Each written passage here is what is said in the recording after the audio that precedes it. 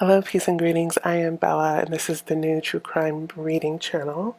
Email's there in case you want to send me any reading requests, and so is the Cash App at Readings by Bella. For the energy and the time I take to put into these cases, we want to get the information out there. We want to keep the conversation going with these folks. So please do donate. Please do send request and share the videos, like them, and subscribe. Also, check the description area because there may be like news clippings or anything that I needed to add, or the pinned comments. Thank you. Take care, guys.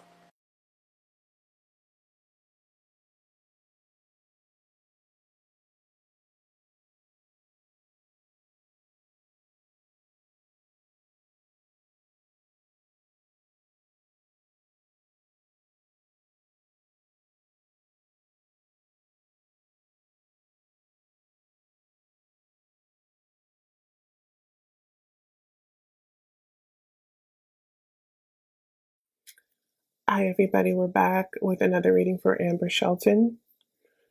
And I just want to start the reading by saying that you're going to get much of my opinion, a lot of my opinion, and this is all alleged. I have to say that.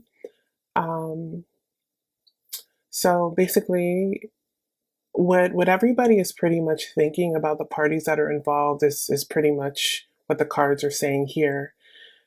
Everybody's pretty much on the same page because this is what I believe I'm getting. So before you're seeing this spread, there was another one that I did before this one that I put up. That's another private deck that I'm working on. So you saw what that one said. I was betrayed by somebody who was close to me. I'm heartbroken. Amber had a lot of Amber had, some real, I guess, respect or love, or I don't know, how complicated relationships and love can be. So she was definitely genuine in dealing with this person. So she says she was heartbroken and it was somebody she trusted. So she didn't see this coming. All right, so the first card here is represents her leaving home, right? She left the house to give or receive something. Somebody set her up and told her to go outside and pick something up or exchange something. She went outside where she was sacrificed, which ultimately led to her sacrifice with the hangman and another form of the death card, which is Four of Swords, which represents rest. But it's come up as a death card for me many times. And I know it has in others when other people have done readings as well, because I've heard them reference that as well. So that is a death card to me, or can be. So that's what happened. She left the house. She was baited or set up to leave, to pick something up. Someone was supposed to give something to her. And this is where the situation happened. This is what I said happened before. And I've heard other people say this too about her case. The second row, Knight of Cups, this is a man, the man, now going to his partner and trying to negotiate for that person to come back to him. All right. So he's pleading and negotiating, and he's very apathetic or emotionally unconnected or disconnected about what has happened, what has transpired. He doesn't care. He's just interested in what he wants. So he's trying to get his partner back home.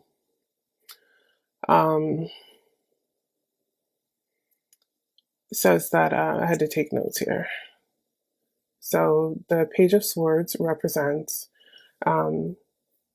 reversed some rudeness. Was rude, was insulting, and we ultimately see. So there must have been an argument or something, and then we see that person leaving. So what I'm taking from this is this was acted out, Amber being harmed, and then the person responsible for orchestrating this then went to retrieve his partner, pled for her to come back to him, and tried to negotiate it, and was very, again, this must be a narcissist, clearly, was very negative, disconnected, apathetic, and this person left with him. Okay, so let's look at another spread and see what we can see on the next spread.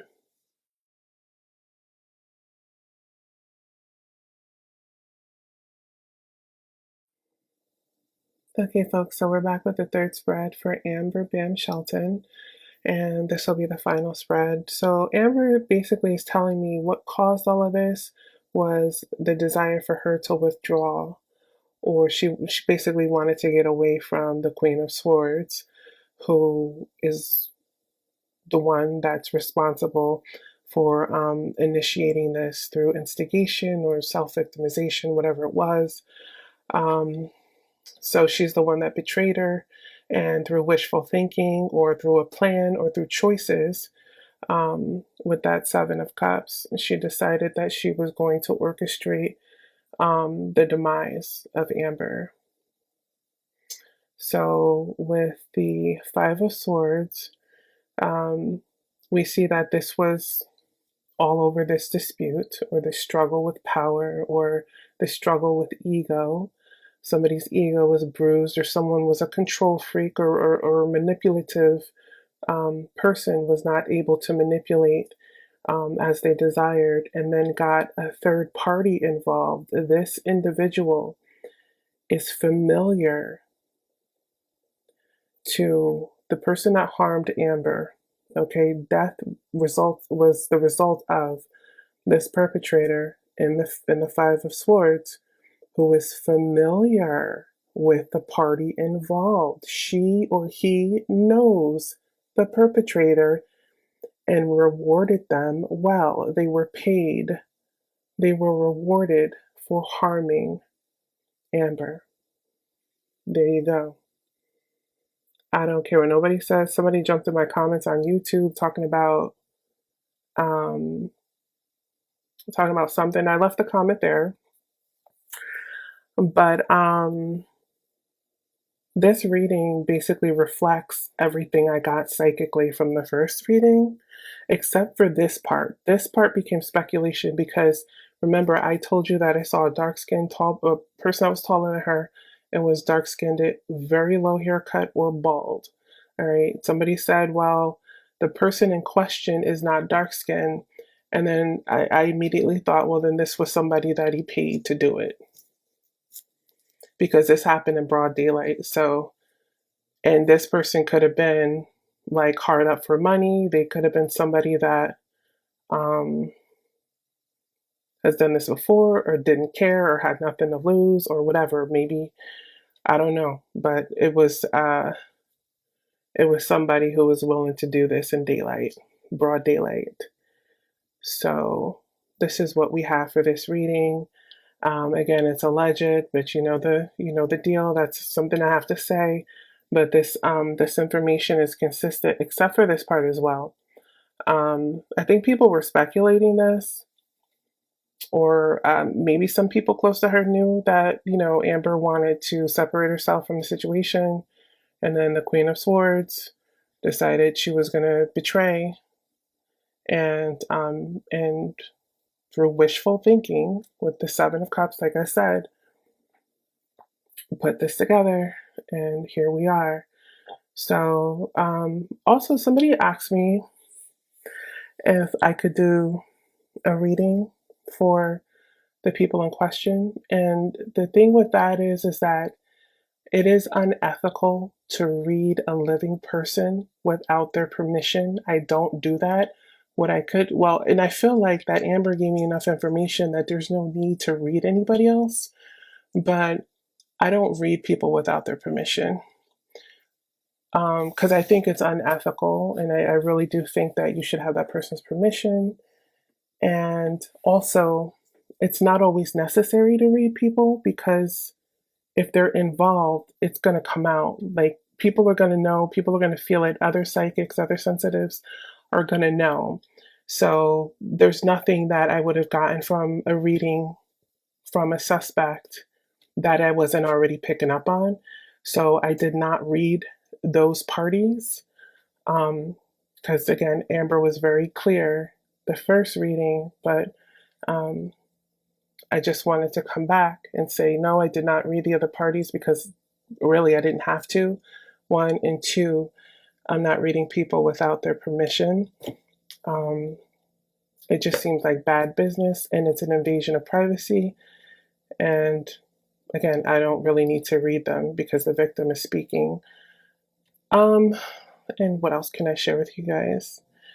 Okay, so I had a dream about Amber last night, and somebody had contacted me through Messenger and said that she also had some dreams, which was great. But when my dream with her had nothing to do with this at all, it was like about a job. It had nothing to do with any of this.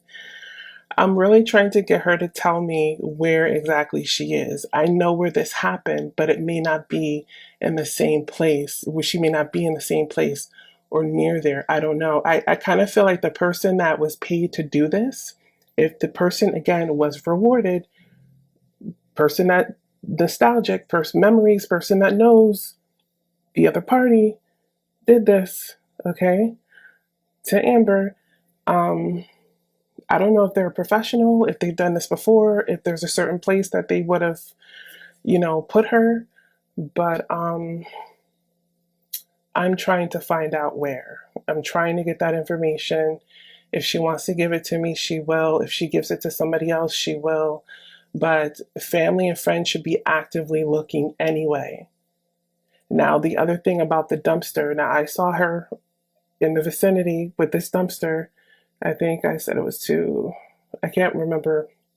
I know if she's facing me, it would be her left, facing the dumpster. Go to the complex, look at that dumpster if they have any that are in the back, and see if there's any residual, like see if there's any blood back there or anything that may have gotten onto the wall of the dumpster, you know. And don't hold your breath for the police to do an investigation. Like, if you're down there, you guys are going to have to, like, friends, the same people that are asking this stuff, asking for readings, you have to get involved to help find her. You know what I mean? Because the cops are going to be like, well, we're waiting for tips. And if you know something, say something. And the clearance rate of unsolved murders in this country is over 50%. That means that most of them are never going to be solved. I've done cases where it took family members that literally had to get out there and do the investigation, and that's the only way things got moving.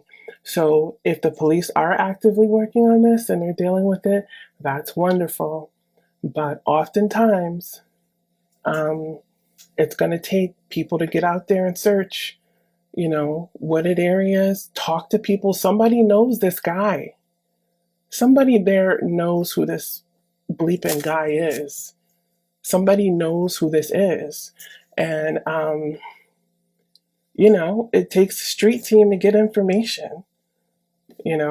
Somebody knows exactly who this is, so, but anyway, thanks for tuning in. Thank you for watching the whole video. Please share it. And if you know something, call the tip line. If there is a tip line, call the tip line because the details are here. And I believe there may even be people who may have had some of these details anyway before I even read this case. So I feel like there's enough information for folks to really try to dig in deep and get something and get somewhere with this here. But like Amber said, she's heartbroken. She's this is a traumatic thing. Even when they're on the other side, they're still processing human emotions, even though they say, I'm at peace. Every time someone is asked to go in and read with them, they're reliving it when they tell us. So that's just like somebody asking you, well, tell me about what happened when your uncle molested you. It's not something that is pleasant to go into. So this will be the last reading I do for her, and I'm hoping that this information will result in an arrest or something. But it really takes like a street team and footwork to to get this taken care of. Okay, all right. So sending love to Amber and her friends and family, and hopefully, there'll be a resolve sooner than later. So thanks for tuning in, and we'll see you guys in the next video. Take care.